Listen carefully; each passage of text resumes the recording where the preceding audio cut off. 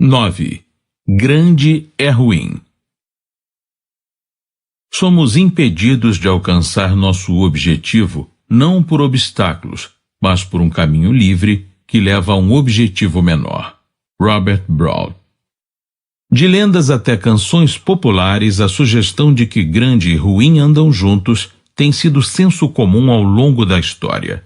Em inglês, por exemplo, diz-se The Big Bad Wolf, o grande lobo mau.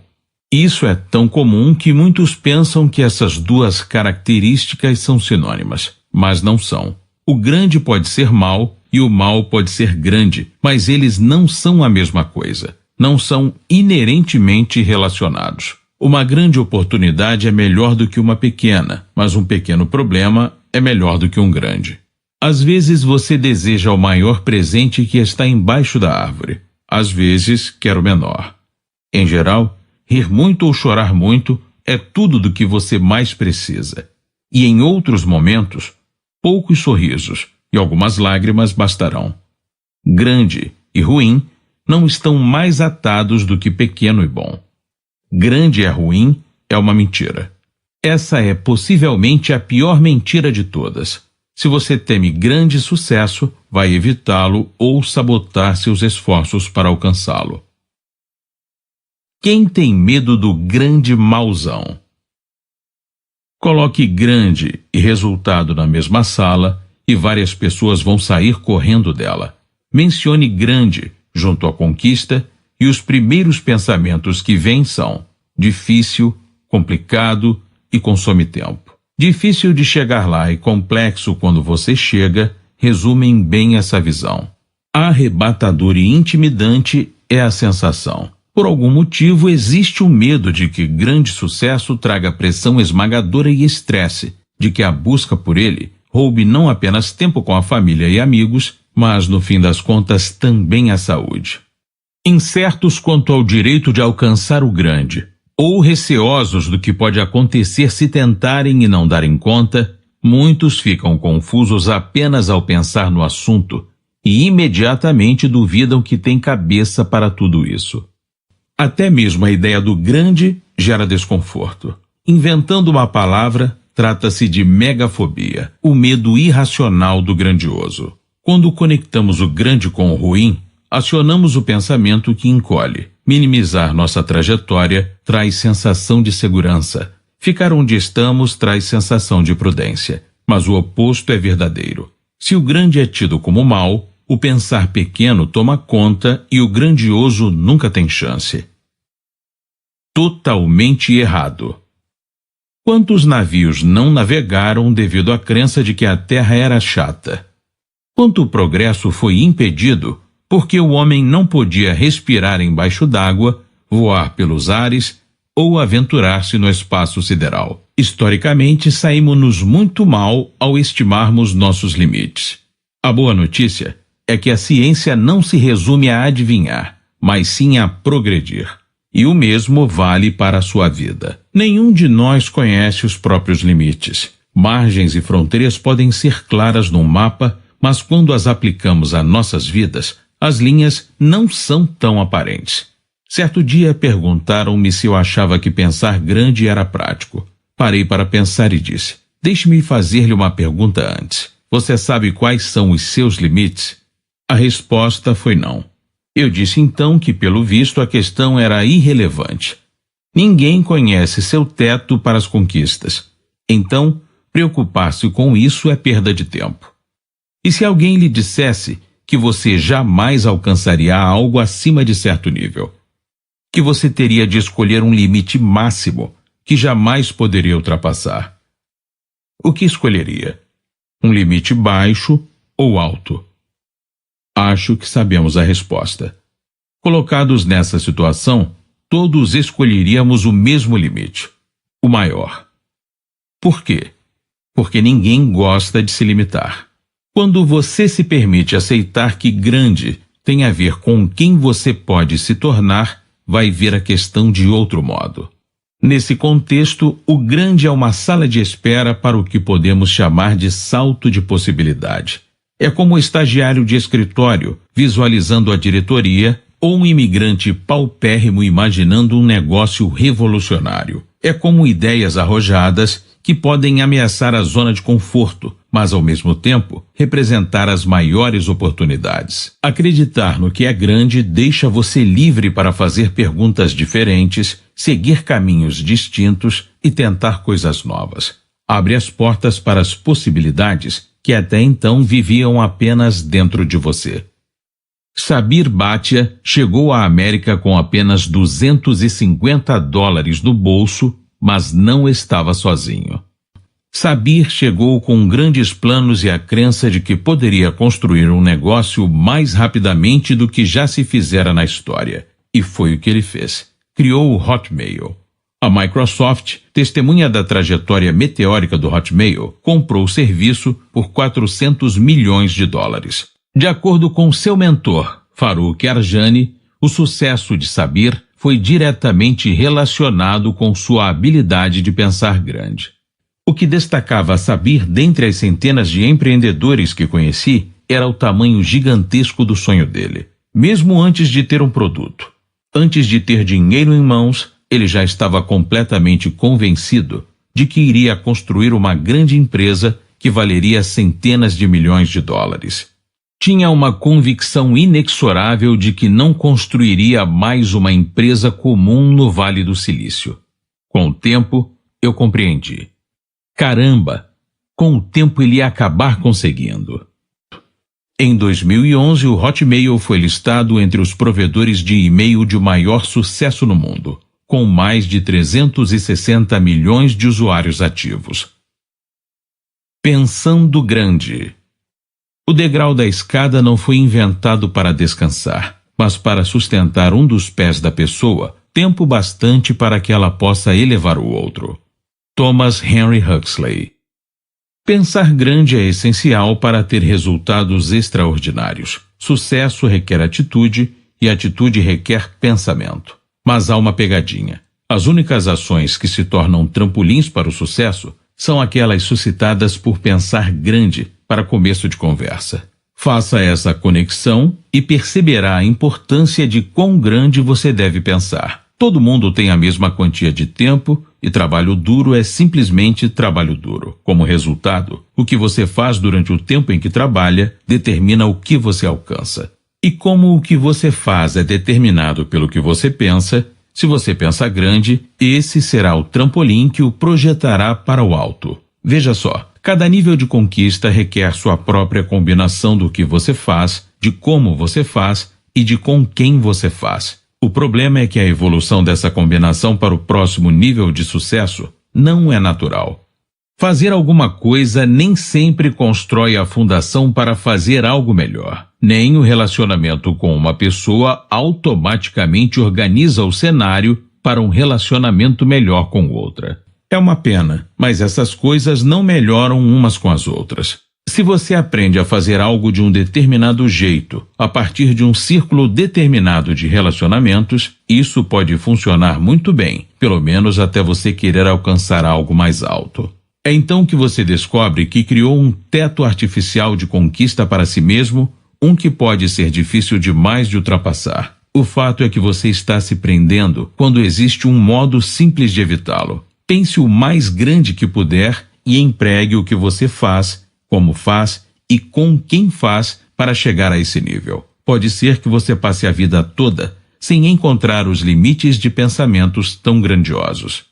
Quando as pessoas falam de reinventar suas carreiras ou seus negócios, pensar pequeno costuma ser a causa. O que você constrói hoje pode incrementar ou restringir seu amanhã. Servirá como plataforma para o próximo nível de seu sucesso ou como uma caixa que o prende onde você está. O grande lhe dá maiores chances para conquistar resultados extraordinários.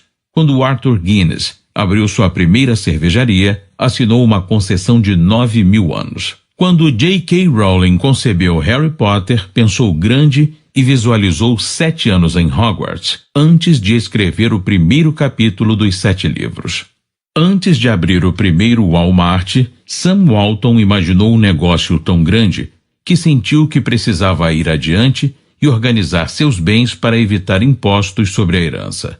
Ao pensar grande muito antes de engrandecer seus negócios, ele conseguiu economizar para sua família entre 11 e 13 bilhões em impostos. Transferir a riqueza de uma das maiores empresas já construídas, pagando o mínimo de taxas, requer pensar grande desde o início. Pensar grande não se resume apenas aos negócios. Candace Lightner fundou Mothers Against Drunk Driving, Mães contra Beber e Dirigir, em 1980, depois que a filha foi morta por um motorista bêbado que fugiu logo após o acidente. Até hoje, a MADD já salvou mais de 300 mil vidas. Aos 68 anos, em 1998, Ryan Reljak inspirou-se nas histórias contadas por seu professor para ajudar a levar água limpa à África. Sua fundação, a Ryan's Well, aprimorou as condições de vida e ajudou a levar água potável a mais de 750 mil pessoas em 16 países. Derek Kaiwongo reconheceu tanto o desperdício quanto o valor escondido nos sabonetes trocados em hotéis diariamente. Então, em 2009, ele criou o projeto Global Soap, que ofereceu mais de 250 mil barras de sabonete para 21 países, ajudando a combater a mortalidade infantil simplesmente ao dar a pessoas pobres a possibilidade de lavar as mãos. Fazer grandes perguntas pode intimidar. Grandes objetivos podem ser vistos como inalcançáveis logo de cara. Entretanto, quantas vezes você não se propôs a fazer algo que parecia muito complicado na hora, apenas para descobrir que na verdade aquilo era muito mais fácil do que você imaginava? Às vezes as coisas são mais fáceis do que pensávamos e, claro, às vezes são mais difíceis. Nesse momento é importante perceber que você se engrandece já na jornada para alcançar o grande. Quando trabalha para chegar ao grande, você acaba crescendo junto. O que parecia uma montanha intransponível à distância torna-se um morrinho depois que você chega, pelo menos em comparação com a pessoa que você passou a ser. Seu pensamento, suas habilidades, seus relacionamentos, sua noção do que é possível e do que é necessário, também crescem na jornada rumo ao grande. Conforme você vive grandes experiências, você também fica grande. O grande negócio. Por mais de 2 décadas, a psicóloga Carol S. Dweck da Stanford estudou a ciência de como nossas autoconcepções influenciam nossas atitudes. Seu trabalho oferece ótimo insight acerca de por que pensar grande é o melhor negócio. O trabalho de Dweck com crianças revelou 2 modos de pensar. O modo crescente, daquele que geralmente pensa grande e procura crescer, e o modo fixo, daquele que estipula limites artificiais e evita fracassos. Alunos do crescente, como ela os chama, empregam melhores estratégias de aprendizagem, experimentam menos sensação de incapacidade, exibem mais esforço positivo e conquistam mais na sala de aula do que seus colegas fixos. Os crescentes são menos propensos a estabelecer limites em suas vidas e mais propensos a alcançar todo o seu potencial. Dweck aponta também que modos de pensar podem mudar e de fato mudam. Como qualquer outro hábito, você pode moldar sua mente até que o modo correto se torne rotineiro. Quando Scott Forstall começou a recrutar talentos para seu time recém-formado, avisou: "Este projeto super secreto vai representar amplas oportunidades para cometer erros e suar a camisa, mas no fim da jornada, poderemos fazer algo de que nos recordaremos para o resto da vida." Ele lançou essa isca para as estrelas da empresa, mas apenas aceitou os que compraram imediatamente o desafio. Estava procurando as pessoas crescentes, como ele compartilhou mais tarde com Dweck, depois de ler o livro da pesquisadora. Por que essa história nos interessa? Você pode até nunca ter ouvido falar de Forstall, mas certamente conhece o que sua equipe criou. Forstall era vice-presidente sênior da Apple, e a equipe formada por ele criou o iPhone. Expanda a sua vida. Pensar grande leva ao grandioso, a resultados extraordinários. Persiga uma vida grandiosa e perseguirá a melhor vida que poderá viver. Para viver grande, você tem de pensar grande. Deve estar aberto à possibilidade de que sua vida e o que você conquista podem tornar-se algo cada vez maior. Conquista e abundância aparecem porque são os resultados naturais de fazer as coisas certas, sem preocupar-se com os limites. Não tenha medo do grande, tenha medo do medíocre. Tenha medo do desperdício. Tenha medo da falta de viver ao máximo. Quando tememos o grande, trabalhamos contra ele, consciente ou inconscientemente. Corremos em direção a resultados e oportunidades menores ou simplesmente fugimos do que é realmente grandioso. Se a coragem não é a ausência do medo, mas o ato de ultrapassá-lo, então pensar grande não é a ausência de dúvidas, mas o ato de ultrapassá-las. Somente viver grande lhe permitirá vivenciar seus verdadeiros potenciais, pessoal e profissional. Boas ideias. 1. Pense grande. Evite a pergunta: o que faço agora? Esse é no máximo um caminho dos mais lentos para o sucesso e, no mínimo, a porta de saída. Faça grandes perguntas. Uma boa dica é dobrar tudo na sua vida. Se seu objetivo é 10, pergunte: como posso alcançar 20? Estipule um objetivo bem acima do que quer e construirá um plano que praticamente garante o objetivo inicial. 2. Não se limite ao cardápio. A célebre campanha da Apple de 1997, Think Different, exibia ícones como Muhammad Ali, Bob Dylan, Albert Einstein, Alfred Hitchcock, Pablo Picasso, Mahatma Gandhi e outros, que viam as coisas de um jeito diferente e que se dispuseram a transformar o mundo como o conhecemos. A ideia era de que eles não escolheram dentre as opções disponíveis, imaginaram resultados pensados por mais ninguém, ignoraram o cardápio e pediram suas próprias criações. Como nos lembra o comercial, as pessoas loucas o bastante para acharem que podem mudar o mundo são as únicas que realmente o fazem. 3. Seja ousado. Grandes ideias não chegam a lugar nenhum sem grandes atitudes. Depois de ter feito uma grande pergunta, pare para imaginar como seria a vida com a resposta. Se ainda não puder imaginar, estude pessoas que já alcançaram o que você pretende.